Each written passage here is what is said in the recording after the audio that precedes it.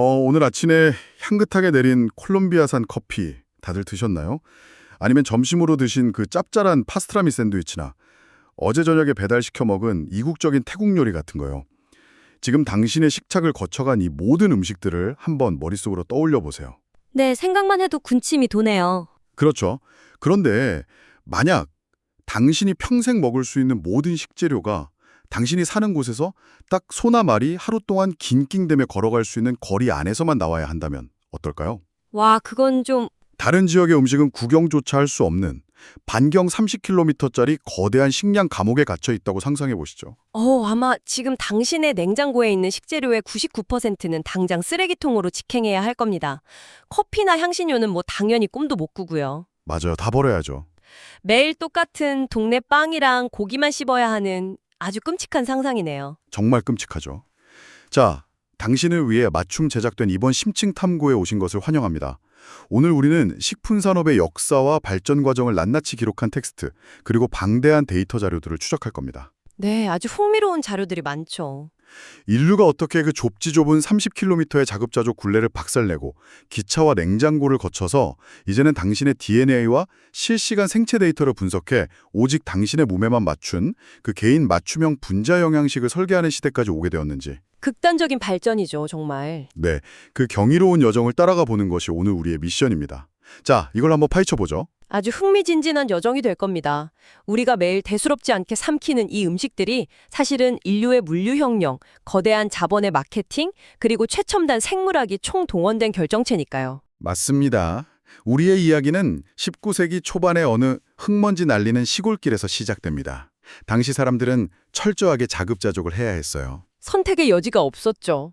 내가 먹는 빵이 얼마나 부드러울지, 고기가 얼마나 신선할지는 전적으로 우리 동네 장인의 솜씨와 그해 우리 동네 날씨에 달려 있었잖아요. 네, 외부 요인에 전적으로 기대해야 했던. 그렇죠.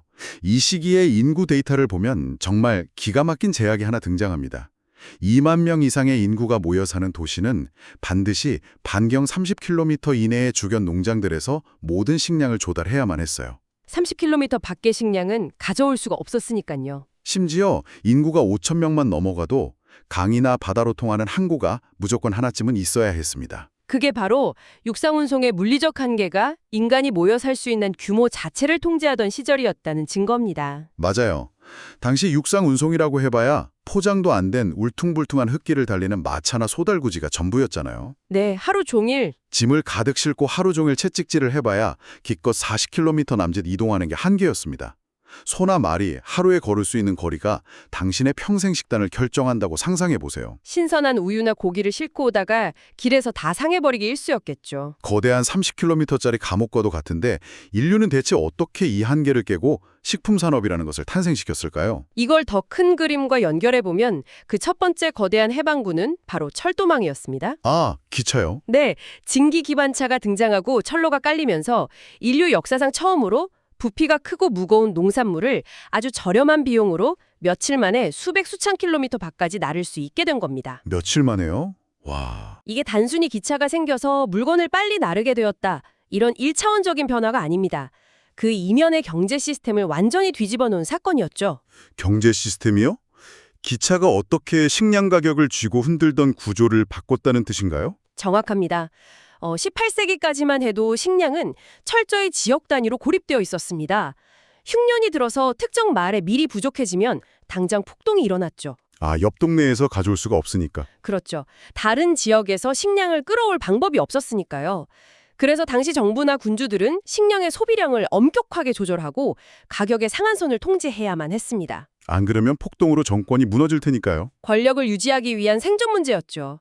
그런데 철도라는 물류혁명이 이 통제 구조를 박살냅니다. A 지역에 밀이 부족하면 기차를 타고 B 지역에 밀이 막 쏟아져 들어오니까요. 와, 상상이 가네요. 상품이 지역과 국경을 자유롭게 넘나들면서 정부의 가격 통제가 무의미해졌고 이것이 19세기의 자유무역과 본격적인 산업적 대량 생산 시대로 넘어가는 가장 결정적인 방아쇠가 된 겁니다. 길 하나 뚫린 게 정부의 권력을 무력화시키고 인류의 식탁을 통째로 바꿔버린 거군요. 자, 그렇게 기차를 타고 전 세계의 식재료가 도시로 쏟아져 들어오면서 도시는 폭발적으로 팽창합니다. 네, 걷잡을 수 없이 커졌죠. 그런데 거리에 대한 제약을 극복하고 나니 인류 앞에는 또 다른 거대한 장벽이 나타납니다. 바로 시간이었죠. 아, 시간이요? 제2차 세계대전 직후, 그러니까 미국의 1940년대 중반과 유럽의 1950년대 중반 이후 이른바 베이비붐 세대가 등장합니다. 이들은 역사상 유례없는 풍요를 누렸지만 동시에 시간은 금이다라는 마인드를 갖게 되었어요. 맞습니다. 라이프 스타일의 뼈대 자체가 흔들리던 시기였죠. 특히 산업화가 고도화되면서 여성들의 사회 진출이 본격적으로 폭발하기 시작했습니다. 바로 그 지점이 가장 끔찍한 아이러니입니다. 여성들이 9시부터 5시까지 공장이나 사무실로 일하러 나가면서 가사노동 시간이 물리적으로 가사노동에 쓸 수 있는 시간은 확 줄어들었어요. 그런데 당시 TV 광고나 잡지를 보면 사회적 기대치는 전혀 변하지 않았습니다. 참 모순적이죠. 여전히 퇴근하고 집에 와서 3시간 동안 완벽한 5분 요리를 뚝딱 차려내는 그런 헌신적인 주부의 이미지를 강요당했단 말이죠. 퇴근하고 녹초가 된 사람들에게 이건 거의 집단적인 붕괴를 초래할 수준의 압박 아니었을까요? 그 모순된 압박감이 결국 새로운 식문화를 폭발시키는 도화선이 되었습니다. 살인적으로 바쁜 현대 도시 생활 속에서 사람들은 어떻게든 요리 시간을 단축해야만 했죠. 그래서 전통 요리에 기반을 둔 패스트푸드가 등장한 거군요. 맞아요. 런던의 공장 노동자들이 뒷골목에서 피쉬앤칩스를 신문지에 싸서 허겁지겁 먹고 베를린의 직장인들이 길거리에서 미트볼 샌드위치를 베어물기 시작한 겁니다. 노동자들의 시간을 구원해준 음식이네요. 여기서 진짜 흥미로워지는 부분은요. 우리가 흔히 패스트푸드나 냉동 인스턴트 식품을 먹으면 너무 게으른 거 아니야 하고 죄책감을 느끼곤 하잖아요. 사실 지금도 그런 시선이 좀 있죠. 그렇죠. 그런데 이 흐름을 짚어보면 패스트푸드가 단순히 대중의 게으름이 만들어낸 산물이 아니라 바쁜 현대 도시 생활과 사회적 기대 사이에서 살아남기 위한 치열한 생존 전략이었다고 볼 수 있지 않을까요? 아주 중요한 관점의 전환입니다. 전적으로 동의해요. 사람들의 라이프 스타일이 그렇게 절박하게 변해가니 식품 산업도 그 속도를 맞추기 위해 기술을 동원해야 했죠. 아, 여기서 기술이 등장하나요? 네, 여기서 가전기술이 결정적인 역할을 합니다. 1956년 우리가 아는 그 유명한 보쉬가 시장에 최초로 냉동식품용 대형 냉장기를 선보이거든요. 아, 드디어 가장의 주방에 냉동고라는 마법의 상자가 들어오는군요. 여기서 흥미로운 점은 미국이 유럽보다 이런 발전에서 20년이나 앞서 있었다는 겁니다. 이 대형 냉장 기술의 도입이 20년이나요? 네, 엄청난 격차였죠. 이 대형 냉장 기술의 발전이 단순히 음식을 오래 보관하게 해줬다는 수준을 훨씬 넘어섭니다. 소규모 상점들이 거대한 하나의 매장, 즉 대형 마트로 통합되는 등 소비자를 향한 비즈니스로의 거대한 전환을 만들어냈거든요. 아, 듣고 보니 그러네요. 매일 장을 볼 필요 없이 일주일에 한 번 대형마트에 가서 일주일치 식량을 싹쓸이한 다음 집에 거대한 냉동고에 쑤셔 넣는 생활 방식이 가능해진 거잖아요. 그렇습니다.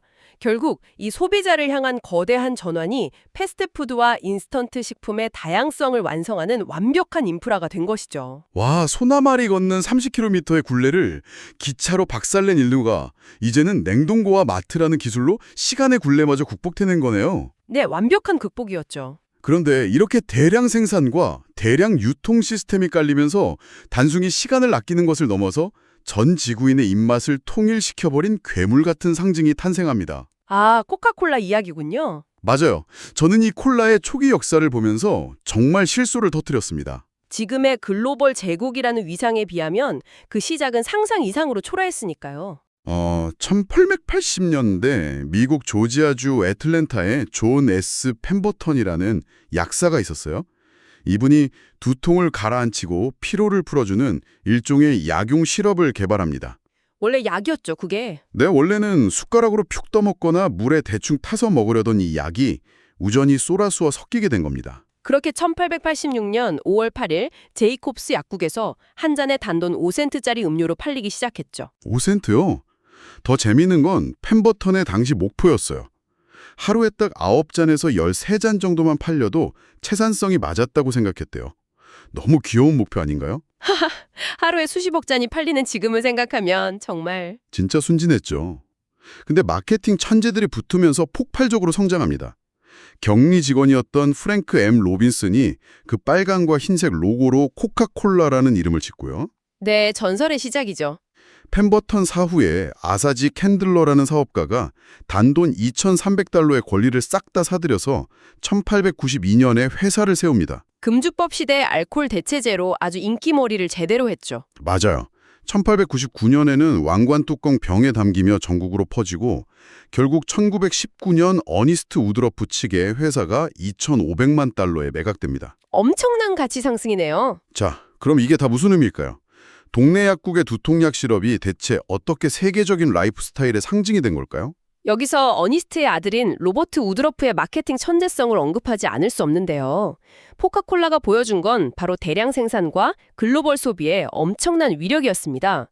이걸 아이스크림 시장 데이터랑 비교해보면 훨씬 더 명확해져요. 네, 한번 수치를 비교해보시죠. 유럽의 연은의 아이스크림 소비량이 1인당 평균 6.8리터입니다. 전체로 치면 약 22억 리터죠. 오, 꽤 많네요. 근데 미국으로 넘어가면 단위가 달라집니다. 미국인들은 1인당 무려 18.5리터를 먹어치워요. 세상에 1인당 18.5리터요? 1년 내내 아이스크림만 파먹나요? 근데 진짜 압도적인 변화는 2014년에 일어납니다. 중국이 총 소비량 59억 리터로 미국을 그 58억 리터인 미국을 아예 추월해버렸습니다. 와, 중국이 미국을 이겼다고요? 이건 중요한 질문을 던집니다. 기업의 마케팅과 대량 생산이 인류의 입맛을 어떻게 전 지구적 규모로 통일시키고 상업화했는지 생각해 보아야 한다는 거죠. 59억 리터의 아이스크림을 녹지 않게 유통하려면 어마어마한 콜드체인이 필요하잖아요. 아, 결국 기업들이 막강한 시스템으로 없던 문화까지 창조해내면서 대중의 취향을 찍어냈다는 거군요. 정말 짜릿하면서도 소름 돋습니다. 네, 거대한 자본주의의 힘이죠. 그런데 우리가 여기까지 쫓아온 이 거대한 대량 생산 이야기에서 갑자기 방향을 틉니다. 극단적 맞춤형 영양의 시대로, 그러니까 DNA와 분자 수준을 개인화로 넘어가거든요. 네, 완전히 패러다임이 바뀌는 지점입니다. 글로벌 기업 네슬레 아시죠? 초콜릿 파는 그 네슬레가 2011년에 스위스 로잔 연방공과대학교 이노베이션 파크에 네슬레 건강과학연구소 NIHS를 설립합니다. 네슬레의 아주 충격적인 행보였죠. 네, 아니 핫초코 파는 회사가 왜 이런 걸 만드나 싶은데 전문가님, 이 연구소가 대체 무슨 일을 하는 건가요? 이 연구소의 목표는 명확합니다. 더 맛있는 초콜릿이 아니라 질병 예방 및 개인 맞춤형 영양 솔루션을 개발하는 것이죠. 아, 완전히 다르네요. 이를 위해 유전 체악, 단백질 체악, 대사 체악 같은 생물학 시스템을 활용해서 임상적 생세포 모델을 개발하고 노화와 만성질환을 시뮬레이션하고 있습니다. 잠깐만요. 유전 체악, 단백질 체악, 대사 체악 단어들이 갑자기 너무 무시무시해지는데요. 듣는 분들도 막 과학 시간 같아서 당황하셨을 것 같아요. 쉽게 비유를 들어보죠. 유전 체학은 당신 몸의 기본 설계도를 분석하는 거고 단백질 체학은 건축 자재 상태를 보는 겁니다. 그리고 대사 체학은 당신이 음식을 먹었을 때 영양소들이 어떻게 에너지를 내는지 실시간 교통 상황을 CCTV로 들여다보는 것과 같아요. 아, 내 몸속 CCTV요. 확 이해가 되네요. 네슬레는 2016년에 삼성과 협업해서 라이프스타일 파악용 디지털 솔루션까지 개발했습니다. 당신의 수면, 스트레스 등을 다 추적하는 거죠. 와, R&D 스케일을 보면 더 입이 떡 벌어집니다. 1979년에 1억 5,300만 스위스 프랑이었던 연구개발비가 2014년에는 무려 16억 2,900만 스위스 프랑으로 폭증해요. 어마어마한 투자죠. 전 세계에 5,300명 이상의 연구 인력을 고용했고요. 막 처음에 천일과 헬스키즈, 헬스에이징 이런 프로젝트를 하는데 이건 뭐 식품회사가 아니라 그냥 거대한 바이오테크 기업을 보는 것 같아요. 정확한 유추입니다. 과거에는 모든 사람에게 똑같은 콜라와 햄버거를 팔았다면 이제는 사람들의 지방, 단백질, 탄수화물에 대한 개별적 욕구를 데이터 과학으로 분석하는 거죠. 가장 과학적인 밥상을 차려주겠다는 거네요. 맞습니다. 가장 과학적인 밥상을 제공하는 시대로 패러다임이 완전히 바뀌었음을 의미합니다. 정말 압도적이네요. 자, 핵심을 요약해보죠. 반경 30km 안에서만 음식을 구하던 자급자족 시대에서 시작해서 기차와 냉장고가 만든 대량 생산 및 패스트푸드의 시대를 거쳐왔습니다. 네, 시간과 공간의 벽을 다 부셨죠. 그리고 이제는 글로벌 R&D 네트워크가 당신의 DNA를 분석해 식단을 짜주는 분자 영양학의 시대까지 왔음을 되짚어봤습니다. 그야말로 초개인화의 시대네요.